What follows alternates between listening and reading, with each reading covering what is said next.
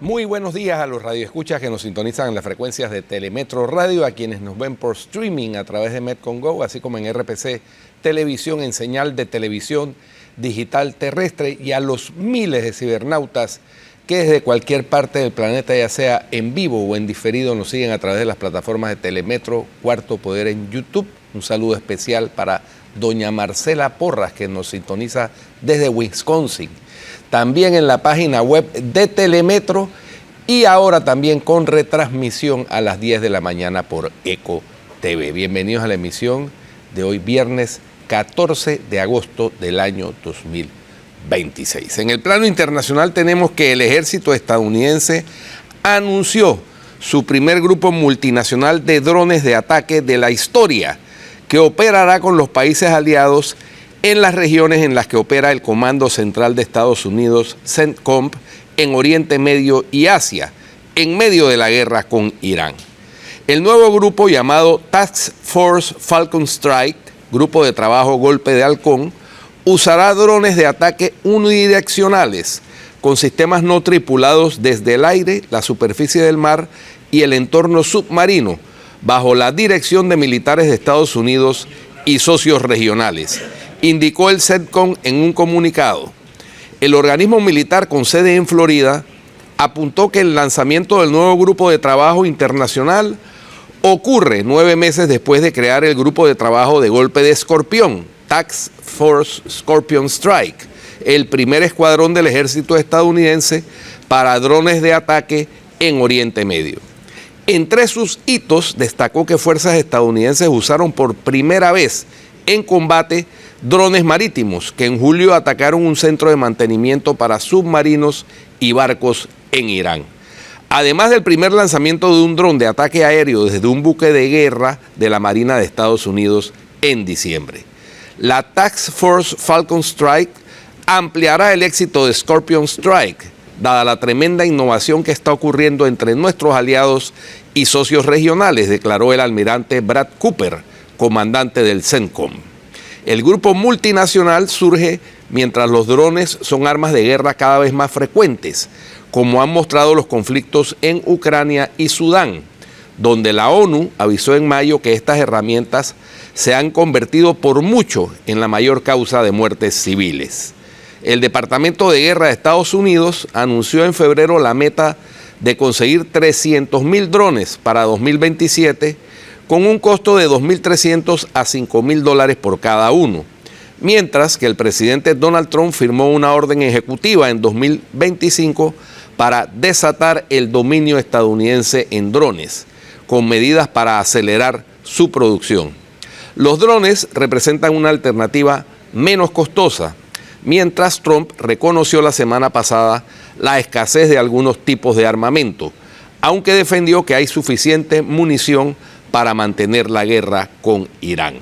El CENTCOM no detalló aún qué naciones integrarán el nuevo grupo de trabajo, al indicar que está invitando a socios entre los 21 países de su área de responsabilidad en Oriente Medio y Asia.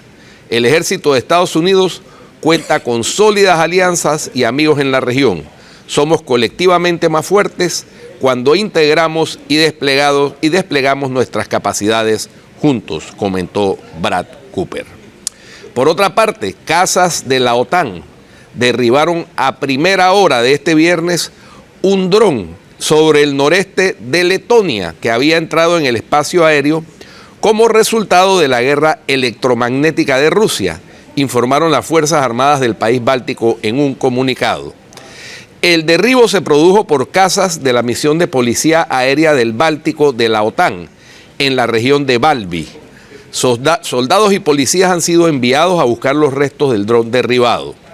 La alerta llevó a cientos de fieles reunidos para la mayor festividad religiosa católica del norte de Europa a buscar refugio, mientras sonaban las alarmas de los teléfonos móviles alrededor de las 4 de la madrugada.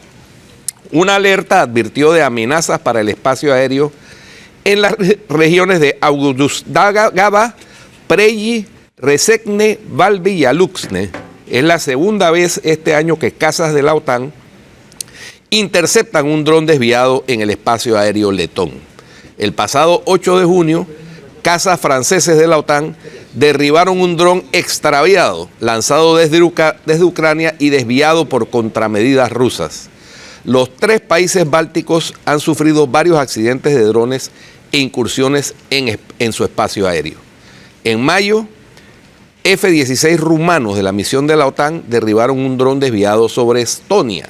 El incidente más grave ocurrió también en mayo, en Letonia, cuando 2 drones impactaron contra una instalación de almacenamiento de petróleo vacía en la ciudad de Rēzekne, en el este del país, y explotaron, provocando únicamente un pequeño incendio. Y por último, Estados Unidos redefinió su prioridad en la guerra contra Irán y situó la reducción de los precios del petróleo para los consumidores estadounidenses por encima de la preocupación por el programa nuclear iraní.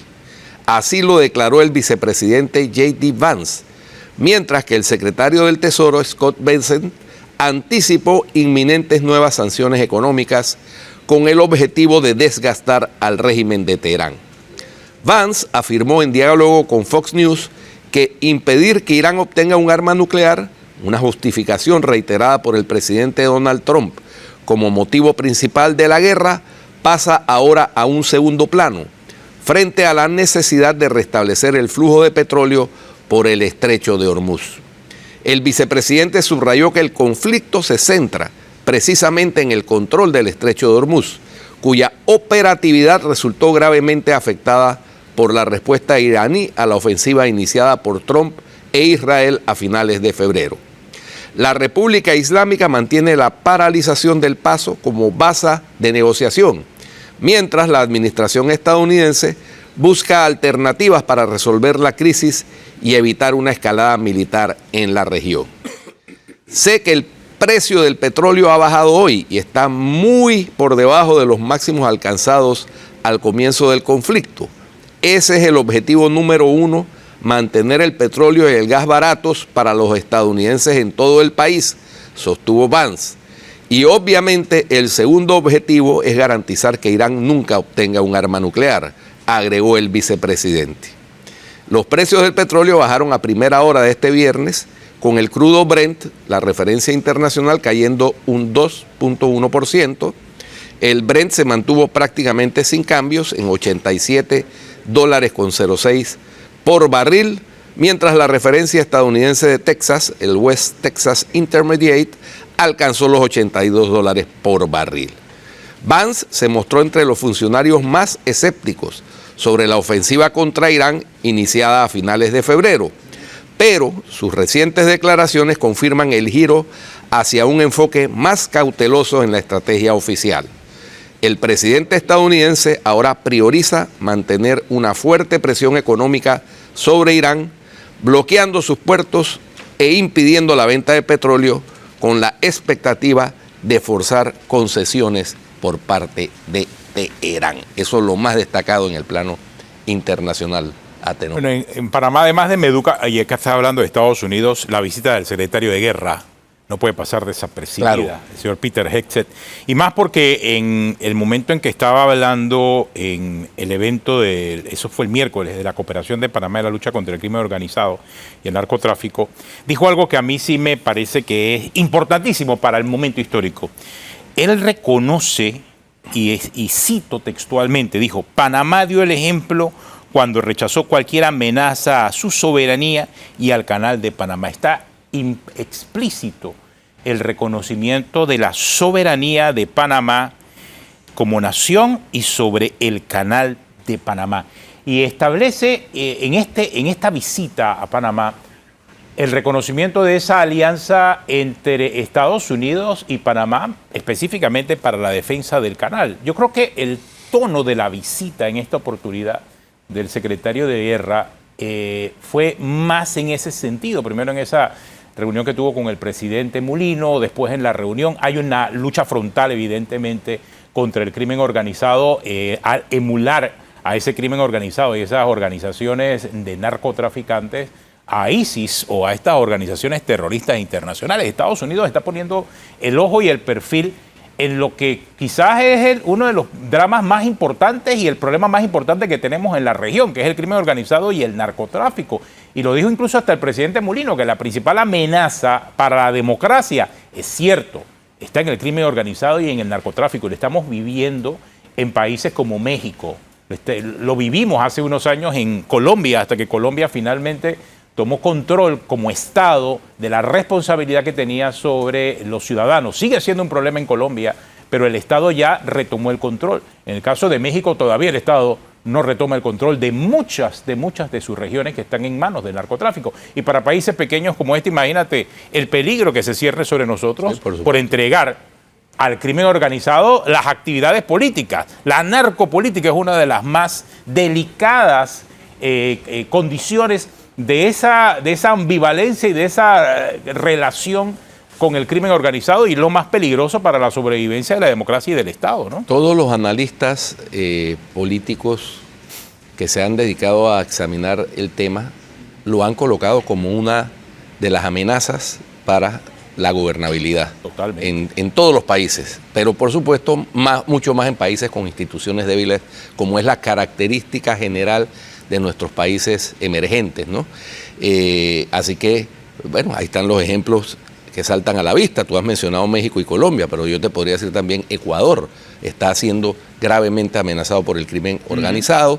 Y ese crimen organizado se ha aliado, que ese es el otro tema, con organizaciones terroristas que son alimentadas por, casualmente, países como Irán, Rusia. Exacto. ¿No? Eso es un hecho. Dicen estos proxies, ¿no?, en la región. Así es. ¿Y qué mejor proxy que una organización criminal armada? Entonces, bueno, Venezuela durante el chavismo fue un ejemplo de cómo la penetración de estos países, Rusia, Irán, etcétera, con células de estos grupos, proliferaron ahí y con miradas de expansión en América Latina. Entonces, eso es lo que ha identificado, yo diría que acertadamente, Estados Unidos. Esta reunión sirvió para que Colombia se adhiriera al escudo de las Américas. Exacto. Ahora que está el nuevo gobierno, Abelardo del Espriella. Así que bueno, vamos a ver. Es importante, sin duda alguna, proteger a nuestros países, nuestra gobernanza democrática, de las amenazas como el crimen organizado, el narcoterrorismo y el terrorismo en sí mismo, que busca desestabilizar a quien ellos consideran su enemigo, que es Estados Unidos. Y ahora que Estados Unidos ha desplegado la nueva doctrina Monroe, con video incluso institucional, pues más se convierte en objetivo todos los países del hemisferio. El corolario Trump a la doctrina Monroe. De esos grupos ¿Qué piensa, Daniel? terroristas. Cuando Guido estaba leyendo la primera parte del programa, estaba leyendo las noticias internacionales, yo estaba pensando, bueno, ya yo sé de qué se va a tratar uno de los próximos memorándum de entendimiento entre Panamá y Estados Unidos. No descarto que Panamá sea uno de los países de la región de América que firme el acuerdo sobre el uso de drones para estos fines. Es más, aquí yo dije que no olvidemos cómo el Departamento de Guerra de los Estados Unidos publicó la filmación que hizo del ataque con bomba a la casa del líder del Tren de Aragua en Venezuela, y cómo publicó de manera sistemática el ataque a lanchas o a naves de algún tipo en el Pacífico y en el Caribe, bajo la tesis de el combate al narcotráfico. Y recientemente, cuestión de ayer, ya las Fuerzas Armadas de Colombia estaban publicando el ataque a fuerzas irregulares de Colombia desde helicópteros artillados con armas realmente yo no las había visto antes, ¿no? De repente existían antes, pero no las había visto.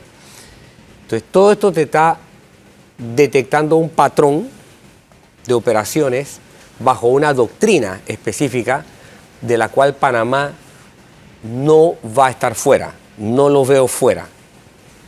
Y a eso se debió que precisamente en debate abierto de la semana pasada, yo dije allí que después de haber sido civilista, soy de los que piensa hoy día que Panamá debe volver a tener fuerzas militares. Está obligado a tenerlas, sin ninguna duda lo planteo y lo sostengo. Hay razones. O sea, que tuvo una reforma constitucional lo que quiere que regrese el ejército, pues. Lo que no quiere decir esta mañana.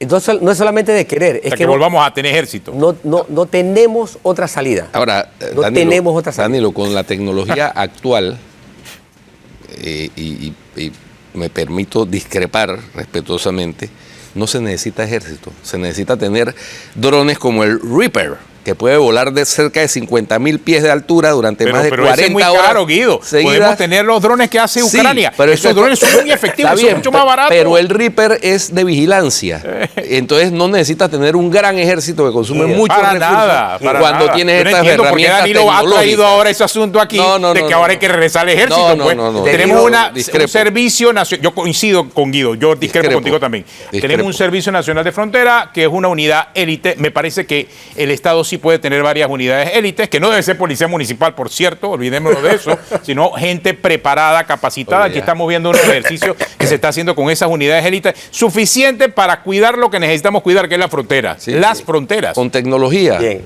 Y el crimen organizado con inteligencia, como dice Guido. ¿Cómo va a traer aquí ahora el asunto que hay que rescatar el ejército, Danilo? Cuando tengamos el debate, abierto, no lo dude que lo vamos a tener aquí. Por supuesto. Viene aquí con además, eso de que hay que... Además ya sabemos lo que hace el ejército en Panamá. Exactamente. No, el ejército no sirve para defender nada, sino para atacar el ejército va a terminar politizándose y vamos a terminar lo mismo que pasamos hace 30 años. Me acuerdo del afiche después de la invasión.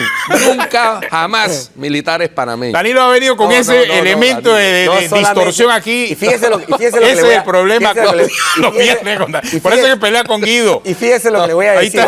Yo discrepo respetuosamente. No, yo sé que ha traído ese elemento aquí distorsionador. Pero fíjate lo que le voy a decir. Yo te había escuchado en debate abierto, no pensé que lo ibas a sacar de debate abierto. Has traído el tema también aquí al programa, hombre. Indiscutiblemente estamos obligados. ¿Qué es eso, hombre, Danilo? Oye, por cierto, antes de irme a la pausa, Guido, estuve ayer en Colón, con Cumbre Ejecutiva Colón, y la señora Mirza de Mera te mandó saludos. Dice que es fan tuya. Así que tiene que mandarle un saludo a Mirza. Un saludo para Mirza de Mera también. Es fan tuya, dice que te ha escuchado toda la vida, te ha seguido toda tu trayectoria. Dice que desde que tú estabas en el Panamá América, después en TVN y ahora que te ve todos los días. O sea que tiene una fanática. Es una seguidora. Una seguidora de verdad, ya en Colón. No, esta mañana le mandé saludos a la señora Marcela Porras, que desde Wisconsin, Estados Unidos, nos ve también todos los días. Mirza de Mera te ve de Colón todos los días.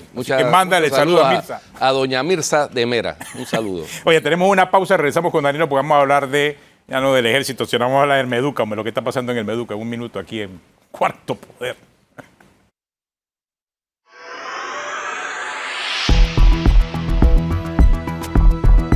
Lo que pasa es que la gente no continuamos aquí en Cuarto Poder. Danilo, la gente dice, Danilo Toro va a ser el primero en alistarse en ese nuevo ejército. ¿Qué es esto? La cosa que tú provocas aquí en el programa, hombre. La gente diciendo que... Mira, es curioso, pero aquí se ha apelado tanto al Tratado de Neutralidad. Está contagiado. Tú no eras demócrata cristiano. Mira. Tú no eras demócrata cristiano. De Abelardo del Espriella y que tú firme por la patria. Tú no eras... La pregunta es, ¿tú eras demócrata cristiano? Primero, pero voy a poder hablar... ¿Tú eras demócrata cristiano? Pero voy a poder hablar... No, sí. Bien, pero entonces... Tú eras demócrata cristiano. Escúchame. Porque créeme... Escúchame, yo jamás he dicho, que Ricardo Herrera se equivocó. Creo que Ricardo Herrera Calderón hizo lo correcto, pero las circunstancias que han sucedido no tienen nada que ver con la decisión que se tomó en 1989. Hay una unidad de élite llamada Servicio Nacional de Fronteras ya que ocupa prácticamente esa les posición. Remito a la lectura. Y hay un servicio aeronaval que ocupa y les tiene esas remito, posiciones. entre las 3 razones por las que dije lo que dije, les remito la lectura, por favor, pausada y tranquila del Tratado de Neutralidad. Artículos 4 dice que y debemos 5. tener un ejército? ¿Dónde dice? Búscalo y lo leemos aquí y te vas a sorprender de lo que vas a leer. Ay, Danilo. Sí, lo remito a la lectura pausada y tranquila. Danilo, pero ese tratado fue firmado en 1977 cuando está vigente. Teníamos en esa Tratado época una Guardia Nacional. Tratado de Neutralidad está vigente una Guardia hoy día. Nacional. Tratado en de esa época ni siquiera teníamos ejército, teníamos Señores, Guardia Nacional. En 2024 el presidente de los Estados Unidos habló del Tratado del Canal de Panamá. Ese tratado está vigente. Sí, pero Ese eso no tratado obliga está a la vigente. República de Panamá a tener ejército. No. Léalo bien detenidamente. Léalo Bueno, bien. después vamos a leer el artículo. Bien, ok. Dani, lo vamos a hablar de Meduca Bien. y lo que está pasando ahí en el Meduca. Pero primero quiero hacer una consulta a Guido, porque Guido es un experto en este tema. Guido, yo vi un comunicado de la Contraloría que anuncia una auditoría de la licitación del tema de las computadoras. ¿Entiendes? La auditoría la Contraloría puede auditar cuando quiera, pero mi pregunta es, ¿había o no control previo en esa licitación? Porque si había control previo, la Contraloría ya conocía todos los detalles acerca de la licitación. No entiendo el por qué una auditoría, a menos que se estén auditando ellos mismos o a menos que estén buscando ¿qué? Enriquecimiento injustificado. No entiendo la auditoría, Guido. ¿Tú qué piensas? Bueno, yo creo que ese comunicado de la Contraloría es un comunicado más que todo político, y tengo que decirlo así, porque como bien anotas, este proceso de las laptops de los educadores, que es el que está en cuestionamiento, las 54.000 laptops marca Libby con componentes de Intel, Microsoft y Google, en donde se hizo un acto con la presencia de los representantes de esas 3 compañías americanas y del embajador de Estados Unidos en Panamá, Kevin Marino Cabrera, pasó por ese filtro de la fiscalización o control previo.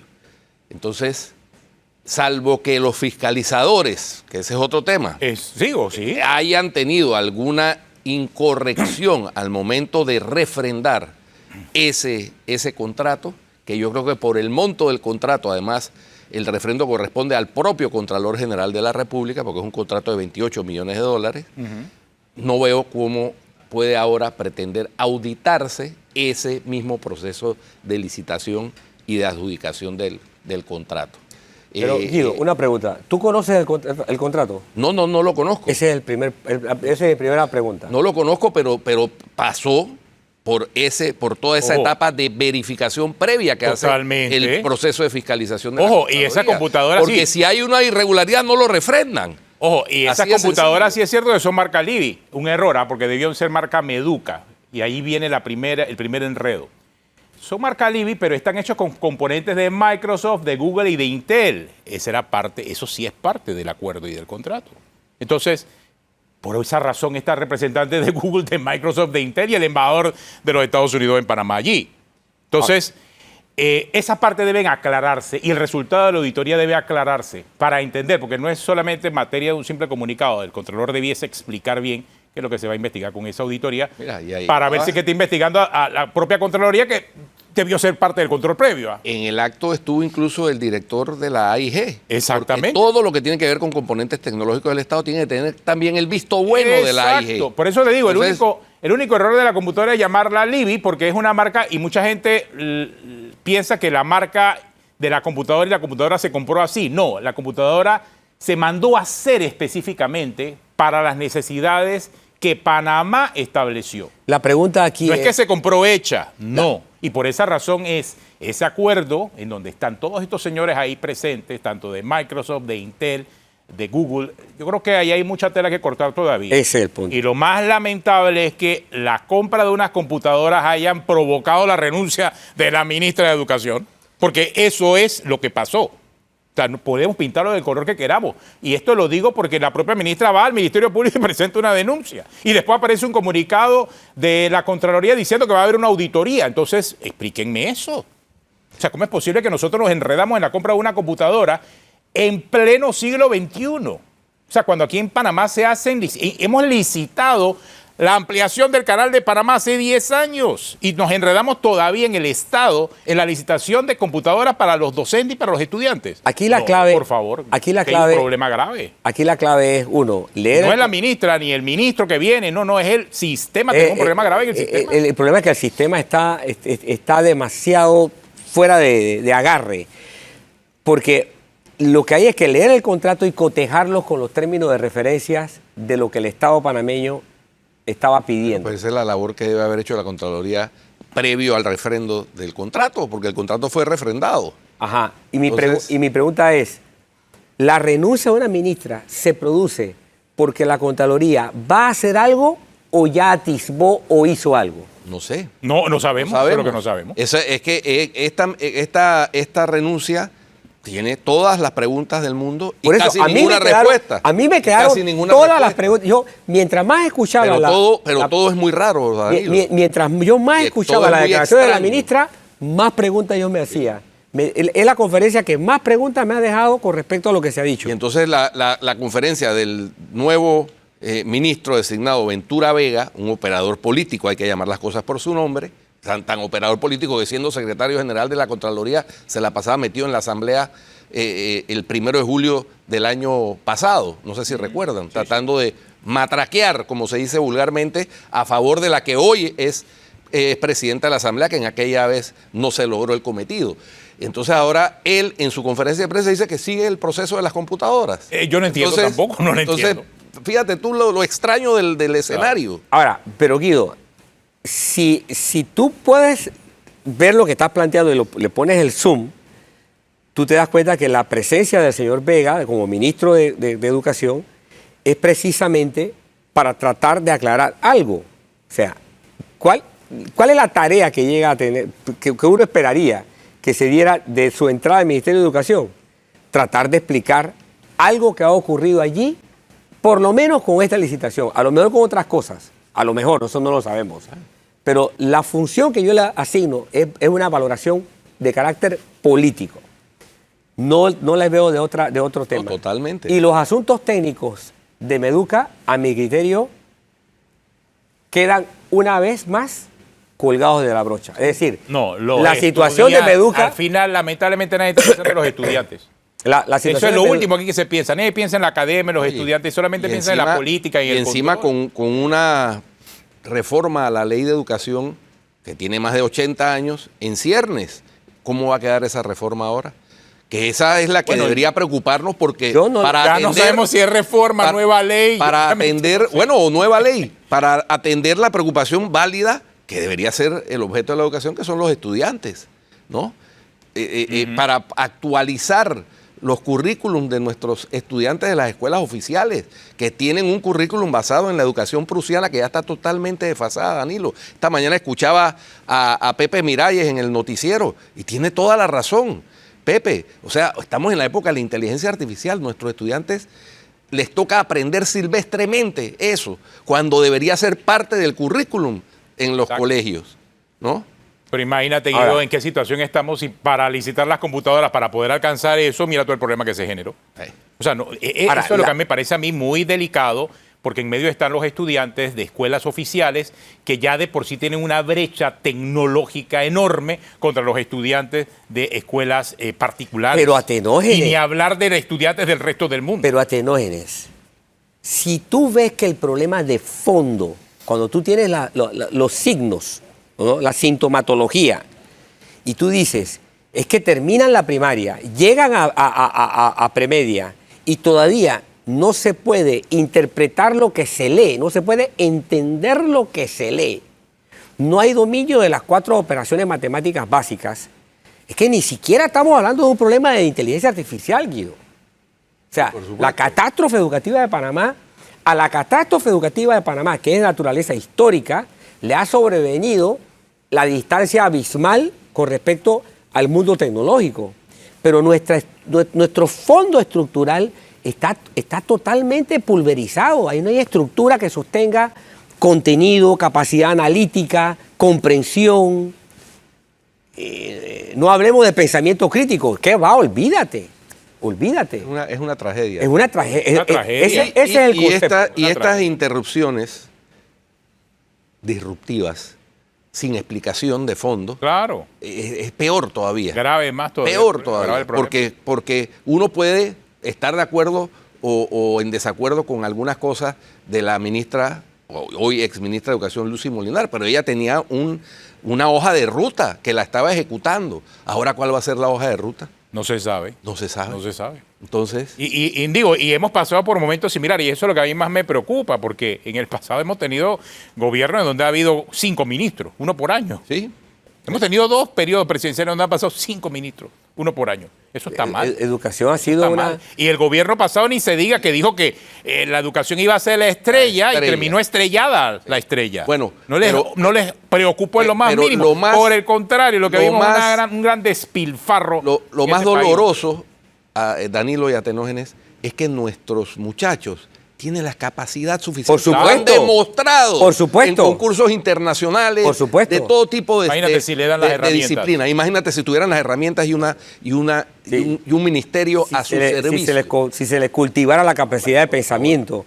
O sea, ese, para mí ese es el fondo de la tragedia. Ahora, que la discusión sobre la necesidad de hacer algo de educación, que es lo que no queda claro, si va a ser una nueva ley, si se limita a hacer una nueva ley, que con una nueva ley no necesariamente resuelves el problema educativo de fondo. Ojo.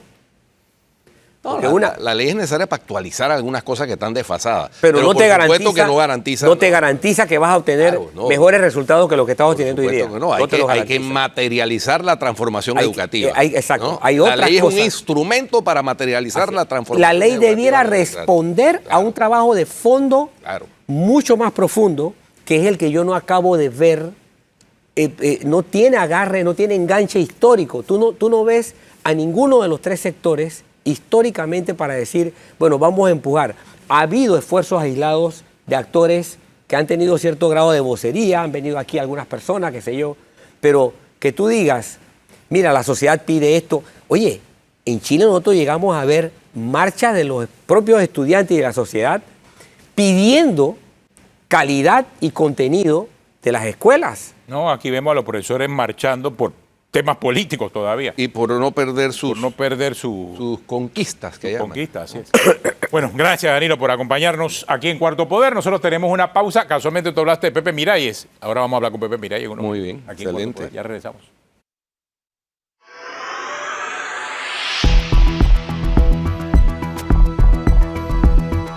Bueno, continuamos aquí en Cuarto Poder. Danilo ya se fue, pero recuerde, Enfoque Crítico en Eco TV los domingos con Danilo Toro. Habló fue del ejército y se le olvidó anunciar su enfoque crítico. Estaba emocionado con el ejército. Es que el enfoque crítico se lo dimos nosotros a esa propuesta descabellada. Pero bueno. Oye, pero nos acompaña José Pepe Miralles, hombre organizador de la quinta cumbre de liderazgo en Panamá, que va a ser el 10 de septiembre. Pepe está con nosotros. Vamos a hablar un poco acerca de ese liderazgo que tanto necesita el país. Y creo que en la cumbre se va a poder ordenar muchas de estas cosas y también aprender. Así que, Pepe, gracias por acompañarnos. Sí, muchas gracias a Tenógenes, Guido, un gustazo estar aquí con ustedes. Bueno, lo primero es que nada se mueve sin liderazgo. Y cada sociedad, cada país depende de sus líderes para tomar buenas decisiones ojalá responsables y sabias con relación a la dirección que hay que tener y sostener. Y en este momento, este año precisamente, estamos haciendo la quinta cumbre de liderazgo tomando en cuenta algo muy importante que está ocurriendo. Más allá de nuestras cosas locales, que también son impactadas por el liderazgo, tenemos un gran cambio a nivel global que tiene que ver con la inteligencia artificial. La inteligencia artificial está cambiando mercado, está cambiando modelos de negocio, organizaciones, forma de interactuar, expectativas, está haciendo muchos cambios. Pero esta disrupción que es tecnológica tiene una solución humana, una respuesta humana. Por supuesto que hay que aprender a utilizar herramientas, pero eso es lo de menos.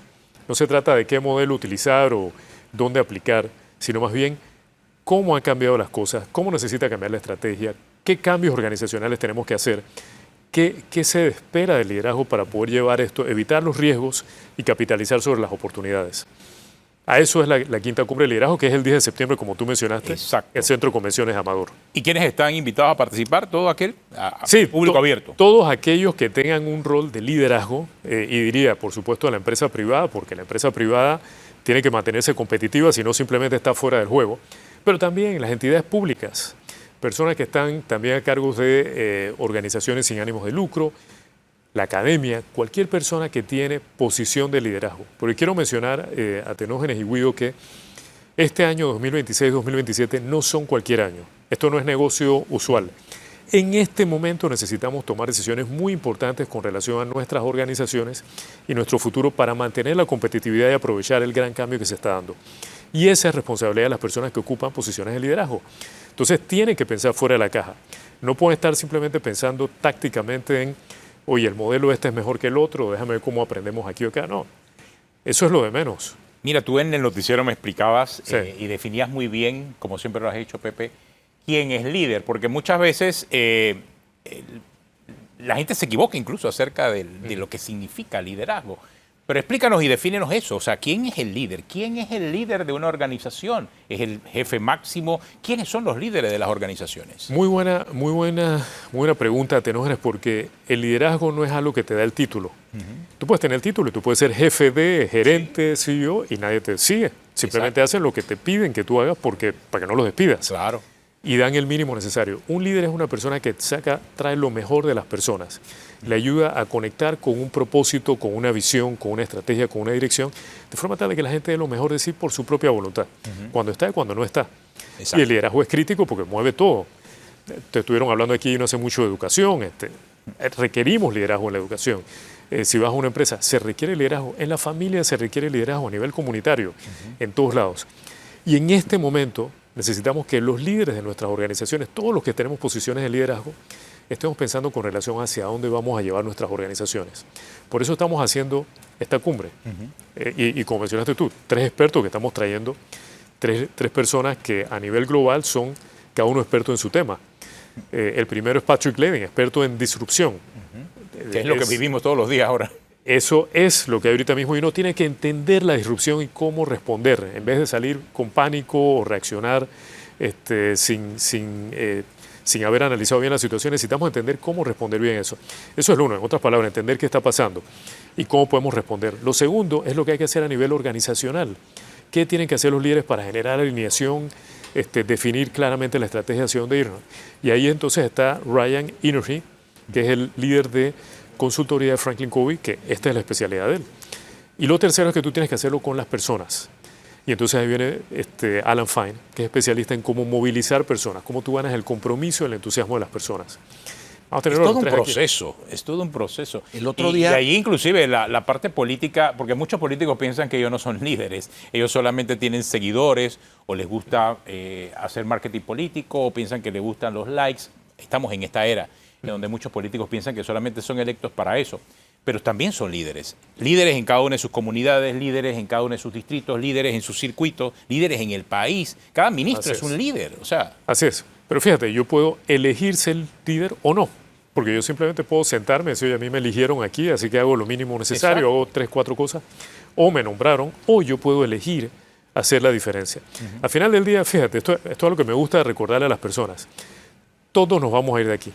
Sí, es cierto. Guido, tú, Atenógenes, yo también, todos nos vamos a ir de todos aquí. nos vamos. ¿Qué vas a dejar? ¿Cuál es tu legado? Tu legado, eso lo construyes con tus decisiones diarias.